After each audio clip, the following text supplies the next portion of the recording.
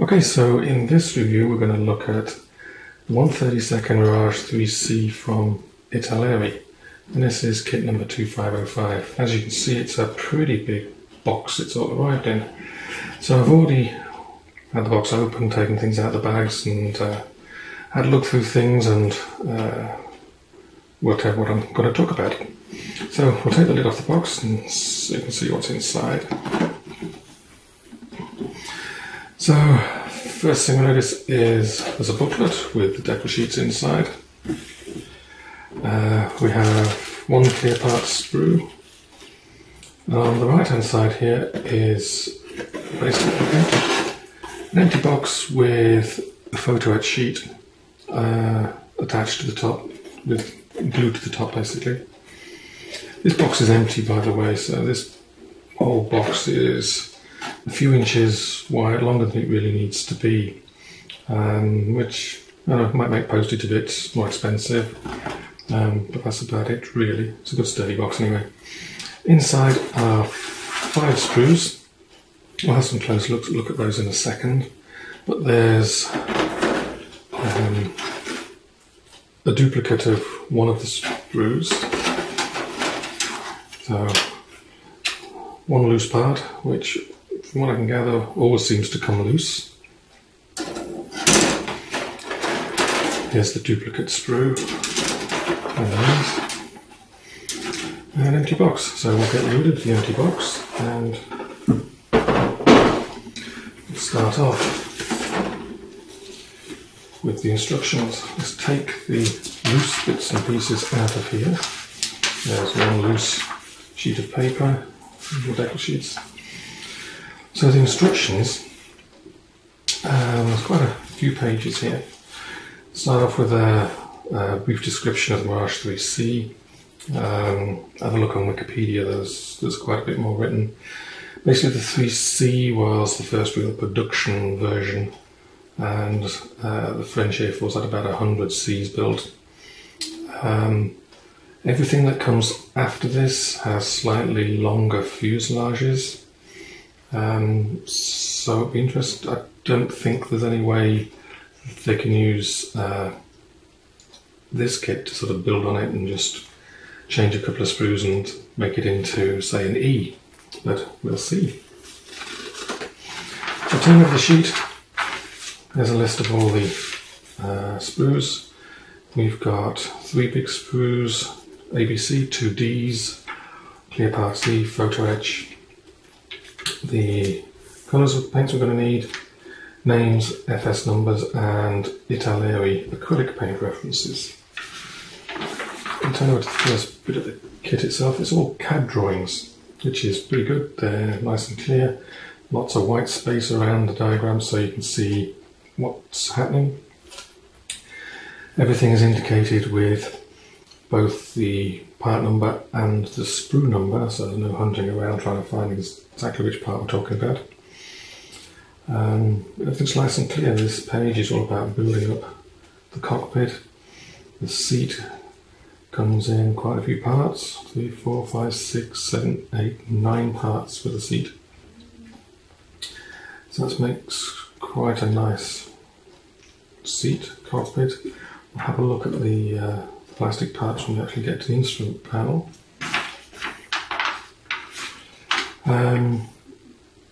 There's the bottom of the fuselage. Put the seat into the bottom of the fuselage.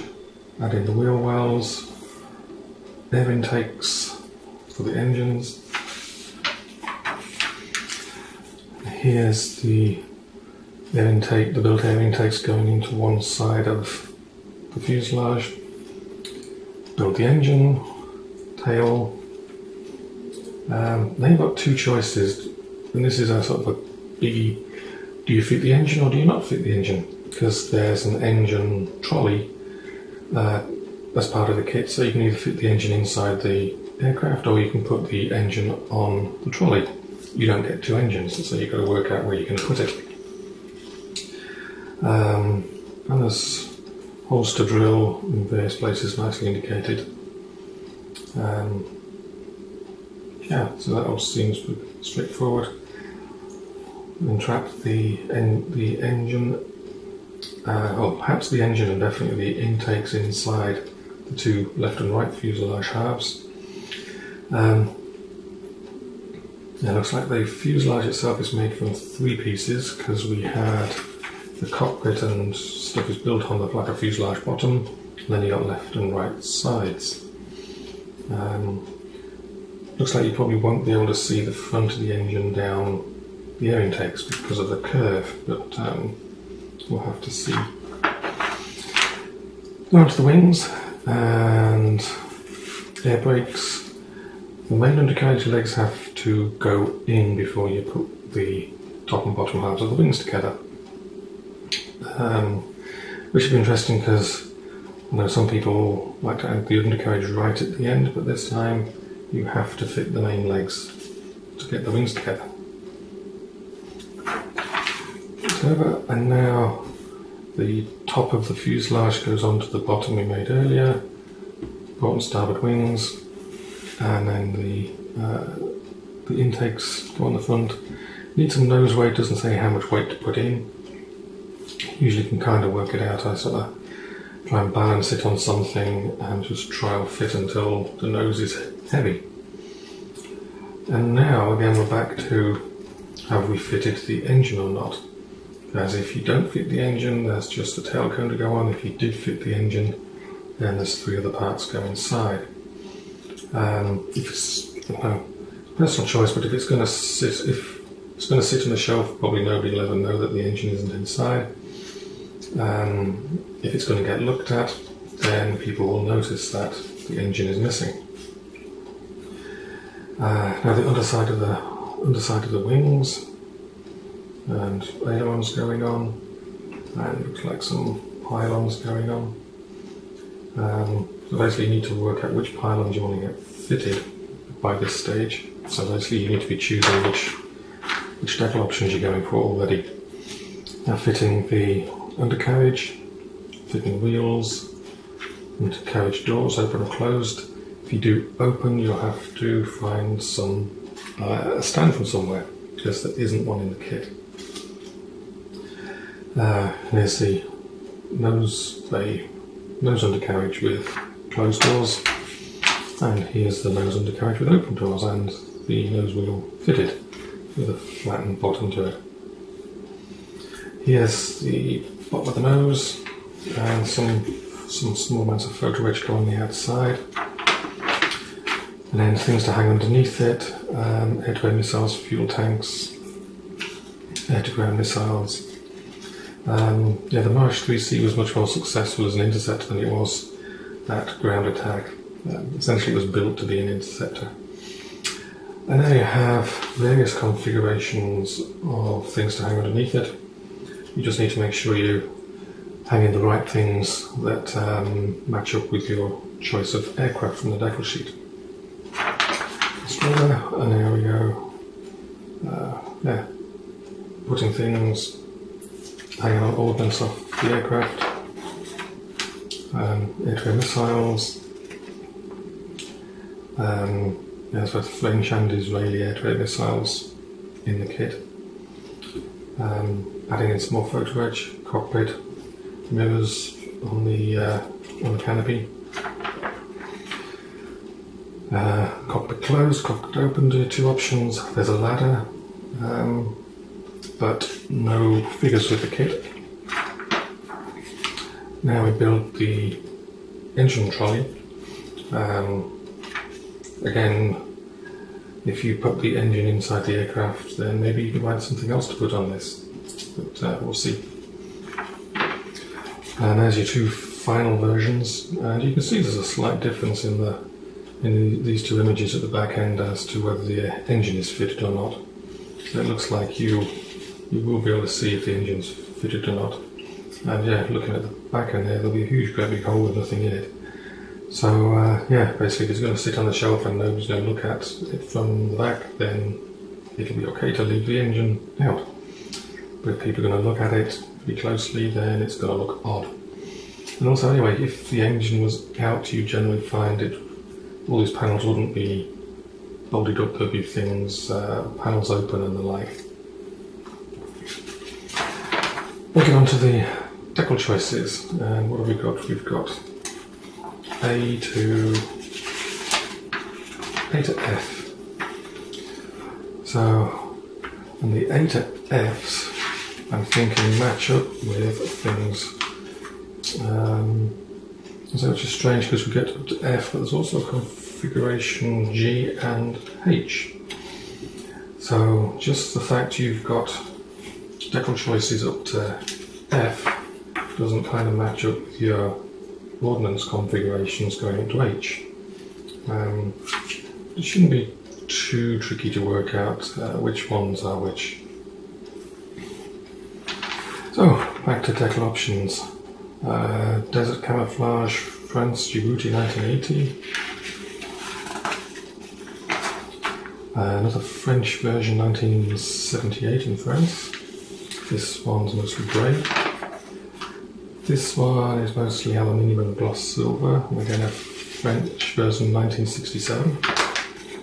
South African camouflage version, 1982. Swiss version, 1962, again back to mostly flat aluminium and gloss silver.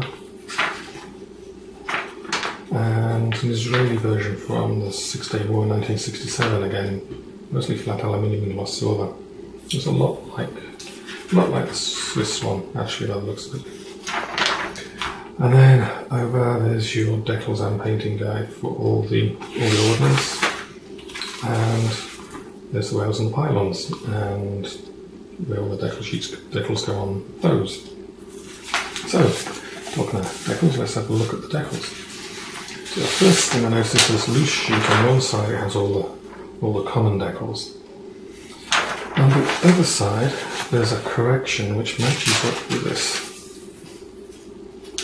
this correction sheet, which I don't believe was included in the early versions of this kit. So you may not have these, but it's just a correction to decal version B. The main decals themselves, let's get those front and centre. There is 2 sheets done by cartograph, and as you can probably tell, the colours are nice and bright. Everything seems to be registered. The fact that by cartograph probably means there's not going to be too many problems. The only real thing I've noticed is these decals here are all one piece. I'm trying to get the reflection right so I can see them. But there's quite a fair bit of backing film on some of these. So you might need to be able to sort of trim it down a little bit.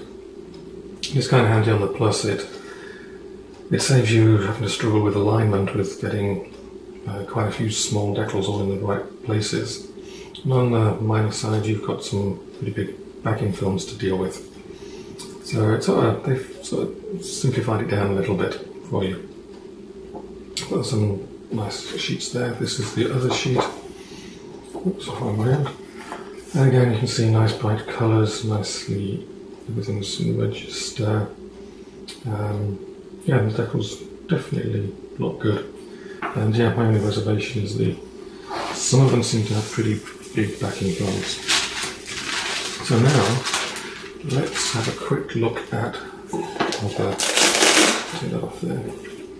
A quick look at the photo edge. If I turn this around the right way, there we go. Mostly cockpit stuff, seat belts, looks like rails with cockpit mirrors that go on the canopy. This circular piece goes at the front of the engine, I believe, and these pieces go, I think, a couple on the outside of the aircraft, a couple on the top, a couple on the bottom. So there's not many parts there. Yeah, I'll talk about photo edge again in a second. Here's the clear parts. They're nice and clear. They're quite clear. A little bit of distortion as I sort of turn them and look at the lines on the cutting mat underneath. I can see the lines sort of distort a little. But if you were to do the canopy open, it wouldn't be a problem. And at this scale, I don't see why you wouldn't, as long as we can get enough detail in the cockpit. But yeah, these look very nice. and everything important seems to attach on an outside edge, or an edge that we won't see. Maybe that there's one couple of little parts there that we need cleaning up. But those all look good. And as I said, they come in their own separate bag. So let's go through some sprues. Now this one is this is the bottom of the aircraft that I'm looking at here, at the bottom here, and that's obviously going to be the where the nose wheel bay goes. These two parts not either that make up the tail cone or the air intakes. I'm not too sure which yet on either side. Undercarriage doors. It's undercarriage. The main thing here is the engines. A lot of nice detail on this engine. So it would be a shame to hide it all up. So yeah, I think for me the biggest dilemma was what to do with the engine. Front of the engine, first compressor blade. If this is fitted in the aircraft, it's not an issue because you won't see this. If you're going to mount it outside, you might need to clean up the back of this. Looks like there's a couple of bits of plastic to clean from between some of the blades.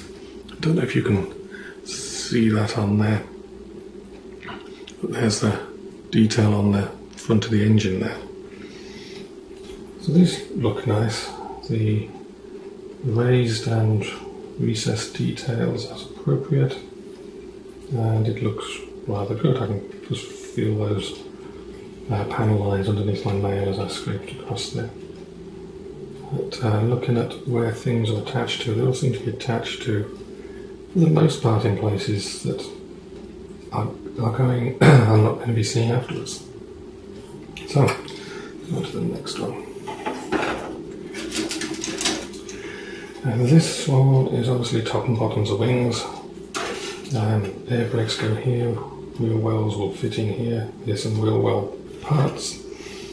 Now we're talking photo etch. I know Edward have released a set of photo etch, which is a lot of wheel well stuff in their set, as well as Cockpit, and they do a zoom set which is Cockpit only.